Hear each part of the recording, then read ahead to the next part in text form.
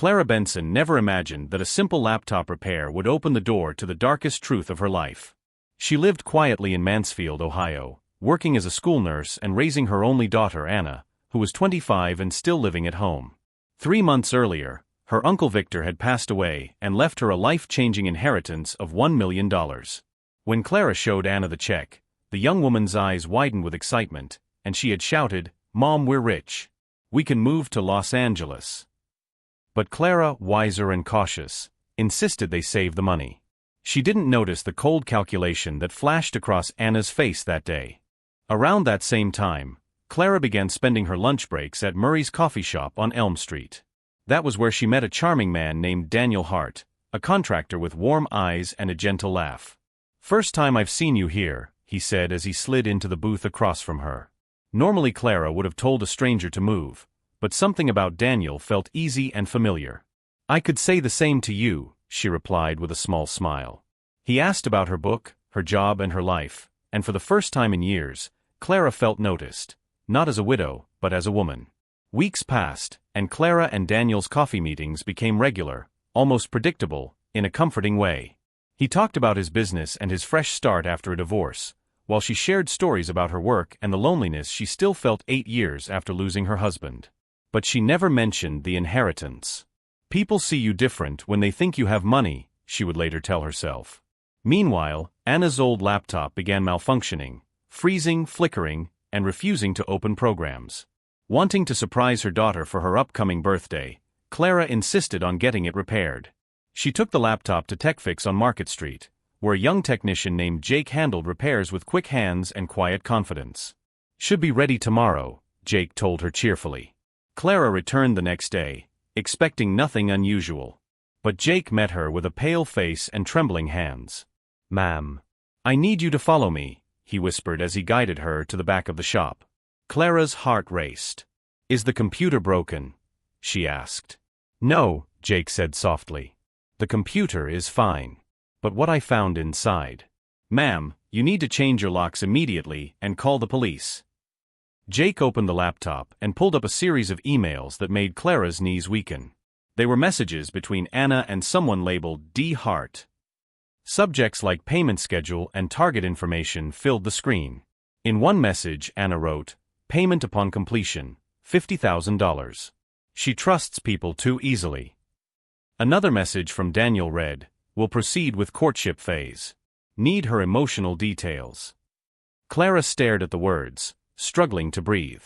Her daughter, the child she raised alone, had teamed up with a stranger to destroy her. Jake touched her shoulder gently. "Mrs. Benson, I'm so sorry. But you need to see all of this." Clara sat frozen as Jake scrolled through more emails, each message cutting deeper than the last. Anna had written a detailed profile of her mother's habits. When she woke up, when she felt lonely, even the memories that made her cry on Sunday evenings. Daniel responded like a trained manipulator, promising to build trust slowly and guide her toward investment decisions. Clara whispered, "My own daughter, why would she do this?" Jake swallowed hard and said, "Ma'am, I believe she hired him." These messages look like planning between a client and a scammer.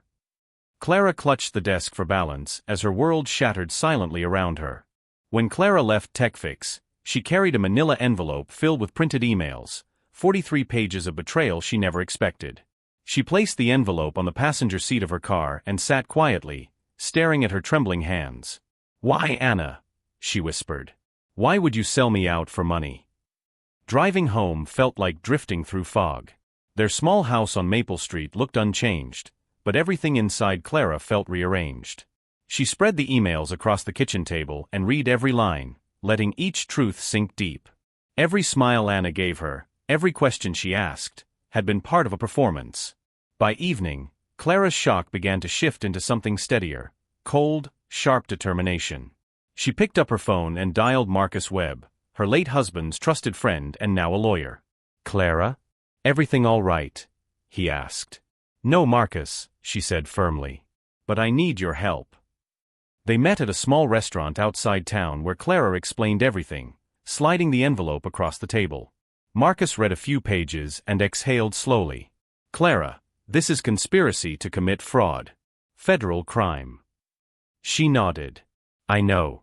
But I want to handle this the right way. And I'm not done letting them think I'm clueless. Marcus helped her open a separate account and secured the inheritance so Anna couldn't touch a cent. Then he documented everything, creating a legal trail that would later become crucial. Clara, you need to understand, he warned gently. People who will betray family for money are unpredictable. Clara lifted her chin. They're expecting a weak woman who will hand over her life savings for love. That's not who I am. She drove home with a new sense of control, ready to play along until the moment she could strike. She planned to smile, listen, and pretend, right up until the truth broke through their lies. That night, Anna walked through the door smelling of coffee and pancake syrup from her diner job. "Mom, how was your day?" she asked, acting sweet and innocent. "Fine, honey," Clara replied, handing her the repaired laptop. Anna's eyes brightened. "Thanks, Mom. You're the best." Clara watched closely, seeing every expression with new clarity.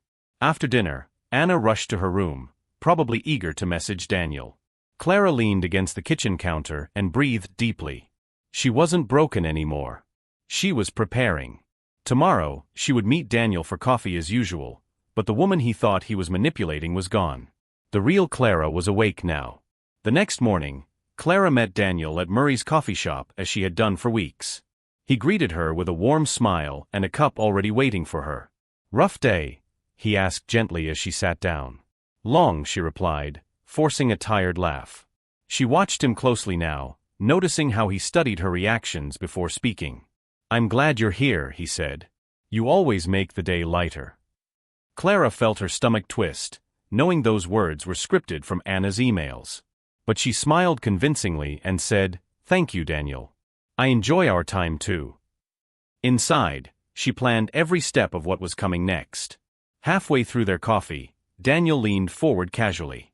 "Clara, have you ever thought about investing? Using your savings to build something bigger?" The question slid out smoothly, as if innocent, though Clara knew exactly why he was asking. She tilted her head thoughtfully. "Funny you ask. I've been wondering how to make my future more secure." Daniel brightened. "Well, real estate is how I rebuilt my life after my divorce. If you ever want to learn, I could show you." Clara nodded slowly. "Maybe I'd like that." Daniel reached for her hand with rehearsed tenderness. "We could build something together." Clara smiled at him and whispered, "Maybe." By the time Clara got home, Anna was waiting in the living room, pretending to scroll on her repaired laptop. "How was coffee?" she asked, too casually. "Lovely," Clara answered. "We talked about investments." Anna's eyes sharpened for a moment, then softened into fake encouragement. "Mom, that's great. Daniel seems so smart. It could really change your life." Clara sat beside her. "You really think so?" Anna nodded eagerly. "Absolutely." Clara studied her daughter and saw a mixture of fear, hope, and guilt beneath the surface. She almost asked, "Why did you do this to me?" But instead she said gently, "Thank you, sweetheart." Over the next few days, Clara continued her act. She went to lunch with Daniel, listened to him describe imaginary renovation projects, and allowed him to show her pictures of houses he claimed he worked on. "This one sold for double after I fixed it," he said, tapping his screen proudly. Clara pretended to be impressed. "You really know what you're doing." Daniel smiled with quiet confidence. "I just want to help you build something better." At home, Clara played the devoted mother, asking Anna for advice and pretending her encouragement was shaping her decisions. Inside, she counted every step until the end. On Friday evening, Daniel invited Clara to dinner at a quiet steakhouse. He arrived wearing a clean jacket and carrying a single rose. "You deserve something beautiful," he said warmly. Clara accepted the rose with a soft smile. Over dinner, he eased into the topic he'd been preparing. "Clara, I came across a property bundle today. 6 homes. Huge profit potential." Clara widened her eyes slightly. "Really? That sounds big." Daniel shook his head modestly. "It's nothing complicated. But opportunities like this don't wait. If we were partners, you could double your savings in a year." Clara nodded, planting the seed he expected. Meanwhile, Anna watched Clara closely every night, her nerves visibly fraying as the plan progressed. One evening, she sat beside her mother on the couch, legs bouncing restlessly. "Mom, you trust Daniel, right?" Clara looked at her calmly. "Why do you ask?" Anna hesitated before saying, "Because I think he really cares about you. And maybe, this investment could help us both." Clara touched Anna's hand gently. "Sweetheart, I appreciate your support more than you know." Anna swallowed hard, eyes flickering with guilt she couldn't hide. Clara squeezed her hand softly, a gesture that meant nothing like what Anna believed. By the following week, Clara had gathered everything Marcus advised her to collect: bank documents, financial records, printed emails, and recordings that captured every subtle lie. She felt stronger with each passing day, the fear replaced by purpose. When Daniel suggested they visit the properties together, Clara agreed cheerfully. "I'd love to see them." Daniel smiled like victory was already in reach. Monday morning? "Perfect," she said. That night, Clara sat alone at her table, reviewing her plan. She whispered to herself, "Just a little longer." For the first time since discovering the truth, she felt fully in control. Monday came with cool air and soft clouds as Daniel pulled up in his truck. "Ready to see your future?" he asked. Clara smiled politely. "Lead the way." They drove to a quiet neighborhood where distressed homes lined the street. Daniel walked her inside each one, rehearsing numbers and profit predictions. "This one alone could bring in 50,000 after repairs," he said confidently. Clara nodded, pretending to absorb every detail. "It sounds promising," she replied softly. Yet inside, she noted every false claim, every shortcut, and every moment he avoided real documentation. He had no idea she was recording every word. After the tour, Daniel took her to lunch at a small diner, where he presented her with a folder filled with official-looking papers. "This outlines our partnership," he explained. "Nothing binding yet, but it shows the structure." Clara flipped through the pages, recognizing the meaningless jargon Marcus had warned her about. "It looks serious," she whispered. Daniel nodded. "It is. And I want us to grow together, Clara." She met his eyes with practiced vulnerability. "I want that too." Daniel smiled, fully convinced she was ready to hand over her savings. Clara knew the moment was approaching faster than he realized. By that evening, the trap was nearly set. Clara sat with Anna during dinner and said gently, "I think I'm ready to move forward with Daniel's investment." Anna's fork froze midair as excitement and fear flashed through her eyes. "Mom, that's amazing," she said quickly. Clara nodded slowly. "I want a better life. And maybe Daniel is part of that." Anna swallowed hard, relief washing over her face. "I'm proud of you," she whispered. But Clara studied her daughter carefully, seeing the cracks forming behind her carefully rehearsed encouragement. The moment of truth was coming, and both of them were running out of time. The next morning, Clara met with Marcus at his office to finalize the legal preparations. He reviewed her collected evidence, nodding as he organized everything into a secure folder. "Clara, you've built an airtight case. You're ready," he said. She exhaled slowly. "Tomorrow is the closing. Daniel thinks that's when he wins." Marcus leaned forward. "And that's when he loses." Clara stood to leave, feeling the weight of what was ahead but also the strength of her plan. "Thank you, Marcus," she said. "After tomorrow, my life changes." Marcus replied softly, "Make sure it changes on your terms." That evening, Daniel arrived at Clara's house with a bottle of wine and an effortless smile. "Tomorrow's a big day," he said warmly. Clara nodded, keeping her expression soft. "I'm nervous. It's so much money." Daniel reached across the table and touched her hand. "You trust me, don't you?"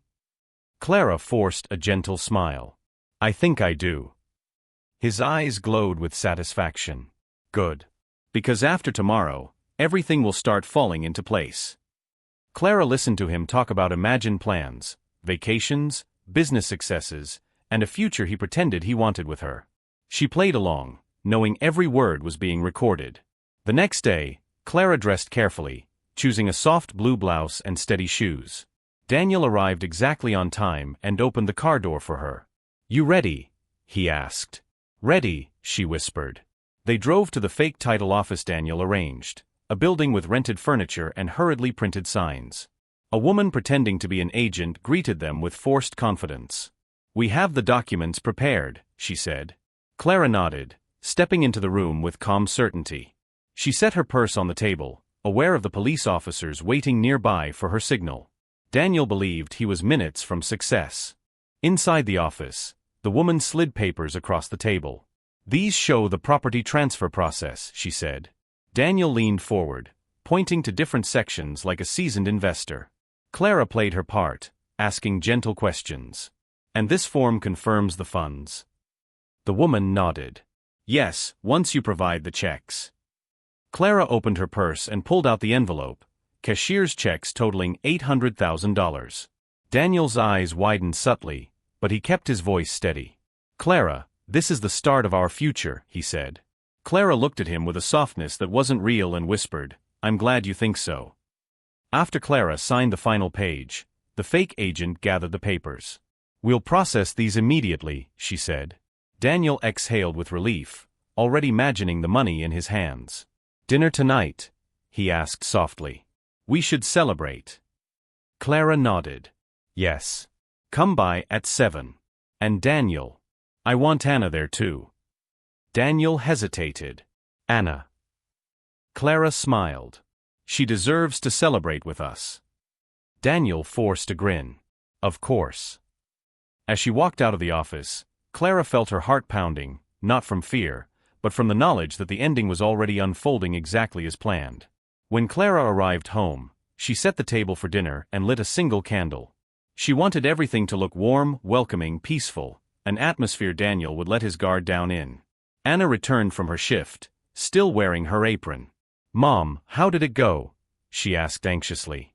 Clara smiled gently. "Perfectly. Daniel and I will both be here at 7. Anna's relief washed across her face. "I'm so glad, Mom." Clara watched her closely, noticing the way her hands shook. Anna wasn't celebrating. She was terrified, of Daniel, of the plan, and of how far things had gone. At 7 sharp, Daniel knocked on the door carrying another bottle of wine and wearing a bright smile. "To new beginnings," he said.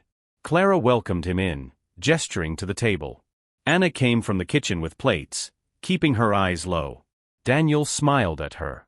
"Anna, you've been such a great support to your mom." "Thank you." Anna nodded quickly, unable to hold his gaze. They sat down, and Daniel poured the wine, lifting his glass. "To partnership," he said proudly. Clara lifted hers. "To truth," she said softly. Daniel didn't notice the meaning in her words, but Anna visibly flinched. They ate quietly for several minutes before Clara's phone rang. She glanced at the screen, then rose calmly. "Excuse me," she said, stepping into the hallway. It was Marcus. "Everything is in motion. They're ready outside. Are you prepared?" Clara inhaled deeply. "I am." She returned to the table with steady steps. Daniel looked concerned. "Everything okay?" Clara smiled softly. "Actually, yes. My lawyer was just calling with an update." Daniel stiffened slightly. "Your lawyer? About what?" Clara sat down slowly, folding her hands on the table. "About you, Daniel. And Anna. And all of this." Daniel's face froze. "Clara, what do you mean?" Clara slid the envelope across the table. Dozens of printed emails spilled out. Anna gasped, her face draining of color. Daniel slowly reached for the papers, scanning the first page. His jaw tightened. "Where did you get these?" Clara's voice was calm, almost gentle. "From the laptop repair shop. Jake found them. You were careless." Anna covered her mouth, tears filling her eyes. "Mom, please." Clara looked at her daughter steadily. "You both planned to take everything I had. But worse, you planned to take advantage of my kindness. That hurts the most." Daniel tried to stand, but Clara raised her hand sharply. "Sit down." He hesitated, then obeyed, realizing something had shifted. Clara continued, "The title office you took me to? Fake. The papers? Meaningless." Daniel swallowed hard. "Clara, listen." "No," she interrupted. "You will listen." Anna sobbed beside him, whispering apologies through shaking breaths. Clara looked at her daughter and said softly, I raised you with love. I trusted you. And you chose greed. Outside, quiet footsteps approached the door, officers waiting for Clara's signal. She took one steady breath and whispered, It ends tonight. A firm knock echoed through the house, and Daniel's head snapped toward the door. Who is that? He demanded, fear slipping into his voice. Clara remained still. That's the sound of consequences. Anna stared at her mother with wide, shaking eyes. Mom, please, don't let them take me. Clara's jaw tightened. I didn't call them for revenge. I called them for truth. She rose slowly and walked toward the door, the weight of months of deception trailing behind her. Daniel whispered frantically, Clara, listen to me, we can fix this. But Clara didn't stop. She opened the door to the officers waiting outside. The officers stepped in with calm authority. Ma'am, are these the individuals? One asked. Clara nodded. Yes. They both participated in planning financial fraud against me. Daniel stood abruptly. This is a misunderstanding, he shouted. She agreed to invest. The lead officer shook his head. We've reviewed the evidence. You orchestrated a scam using coercion and false identities. Anna burst into tears as one officer approached her. I didn't mean to hurt her, she cried. Clara looked at her daughter sadly. But you did, Anna. And you must answer for it. Daniel growled, You tricked me, Clara. She replied softly, I learned from the best. As Daniel was handcuffed, his calm mask finally cracked. You think you've won, he spat. People like me don't disappear. The officers ignored him, guiding him toward the door. Clara turned her gaze to Anna, who sat trembling as another officer stood near her. Anna, Clara said gently, look at me. Her daughter lifted her face, fear and regret tangled in her expression. Why, sweetheart? Clara whispered. Anna broke down. I was stupid. I was desperate. He told me you'd be fine. I thought I could fix everything. Clara closed her eyes for a moment. Desperation doesn't excuse betrayal. The officers hesitated before escorting Anna. Ma'am, one said quietly, do you want to press full charges? Clara looked at her daughter, frightened, ashamed, and trembling, and felt a sharp ache twist through her chest. She must face the law, Clara said softly, but she is still my daughter. Please, treat her with care. Anna sobbed as she stood, whispering, Mom, I'm so sorry. Clara didn't touch her, but her voice was steady. Walk this path honestly, Anna. It's the only way back. The officers led her out gently, leaving Clara alone in the quiet dining room where everything had fallen apart. When the door closed behind them, Clara sank into her chair, her breath trembling but her mind clear. The house felt painfully silent, the candle still flickering where their dinner had begun. She glanced at the empty plates and remembered how she once dreamed of building a peaceful future for both of them. Instead, she had uncovered a truth that shattered her heart but protected her life. She whispered to herself, You did what you had to do. Slowly, she gathered the scattered papers, the evidence of betrayal, and placed them neatly into the envelope, ready for the prosecutor. Days later, Clara sat in Detective Howard's office, reviewing the finalized statements. Ms. Benson, he said kindly, you acted bravely. Many victims never speak up. Clara nodded quietly. I wasn't brave. I was tired of being used. The detective folded his hands. Anna's cooperation may reduce her charges. She confessed fully. Clara's shoulders softened slightly. I don't want her ruined. I want her to grow. He nodded. She may be granted supervised probation, counseling, and community service. But the final decision rests with the court. Clara exhaled. As long as she learns what love isn't. A month passed before Clara saw Anna again. They met in a small meeting room at the courthouse, supervised by a counselor. Anna entered quietly, her eyes red but clearer than before. Hi, Mom, she whispered. Clara nodded. Hello, Anna. For a moment, neither spoke. Then Anna said, I know I broke your heart. I don't expect forgiveness now, but I want to earn it someday. Clara's eyes softened. You will need to rebuild trust step by step. But I'm willing to see who you choose to become. Anna swallowed, relief trembling through her. Thank you, Mom. I won't waste it. Daniel's case moved quickly. He pleaded guilty to multiple charges, including identity fraud and financial deception. Clara attended the sentencing quietly, sitting in the back row. She watched him stand before the judge, finally stripped of charm and confidence. The judge spoke firmly, "Your manipulation of vulnerable individuals is deeply troubling. You will serve 8 years with no early release." Daniel glanced back at the courtroom and saw Clara watching him.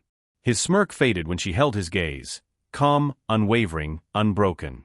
As he was led away, Clara whispered, "You underestimated the wrong woman." With the court cases settled, Clara focused on rebuilding. She repainted her living room, planted new flowers outside, and attended weekly support meetings for victims of financial abuse. Each step strengthened her. Neighbors who once barely knew her stopped by with warm words and quiet admiration. Clara found herself laughing more, breathing more deeply, living without fear. One evening, Marcus stopped by with paperwork to close Daniel's fraudulent accounts. "You've done well, Clara," he said. She smiled softly. "I'm learning to choose myself." Finally. Marcus nodded. "That's the beginning of everything good." On a peaceful Sunday morning, Clara sat on her porch with a cup of tea, watching the sun rise over Maple Street. She felt the gentle quiet of a future she had earned through courage, clarity, and painful honesty. Her phone buzzed, a message from Anna. "One day at a time, Mom. I'm trying." Clara typed back, "One day at a time." She placed the phone beside her and closed her eyes, letting warmth settle in her chest. She had faced betrayal, uncovered truth, and stood unshaken. And now, at last, she was free to begin again, stronger, wiser, and entirely on her own terms. If you enjoyed this story, don't forget to like the video, subscribe to the channel, and tell me your thoughts in the comments below. I love reading your reactions.